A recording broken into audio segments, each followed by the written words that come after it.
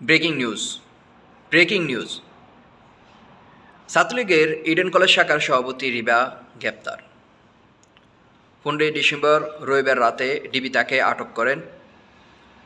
জুলাই আগস্টে আন্দোলনের সময় এই ইডেন কলেজ থেকে পালিয়ে যান এই রিবা, তামান্না জেসমিন রিবা। তারপর থেকে তাকে জনসম্মুখে দেখা যায়নি। এর আগে বেশ কয়েকবার আলোচনায় এসেছেন। সিট বাণিজ্য, টেন্ডার, নারী কেলেঙ্কারি, অনৈতিক কাজ, মেয়েদেরকে এমপি মন্ত্রী বাসায় পাঠানো, এখানে সেখানে মেয়েদেরকে ব্ল্যাকমেল করে ছবি তুলে বিভিন্ন কাজের সাথে এই রিবার নামটি জড়িত ছিল। জুলাই যখন ছাত্রীরা আন্দোলন করছেন, তখন তার যেই উগ্র মেজাজ এবং কি ছাত্রীদের উপর নিপীড়ন, সেটা চোখে পড়ার মতো। তারপর যখন 5 আগস্টে সরকার পালিয়ে যায়, তারপর তাকে আর দেখা যায়নি। গা টাকা দিয়েছেন। ইতিমধ্যে তাকে গ্রেপ্তার করেছেন ডিবি।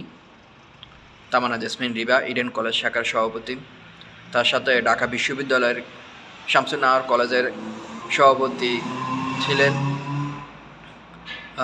তাকেও আটক করে রিমান্ডে দেওয়া হয়েছে। তো তাদের সম্পর্কে যদি আপনাদের কোনো মন্তব্য বা কোনো কথা বলা থাকে, তাহলে অবশ্যই কমেন্ট করবেন।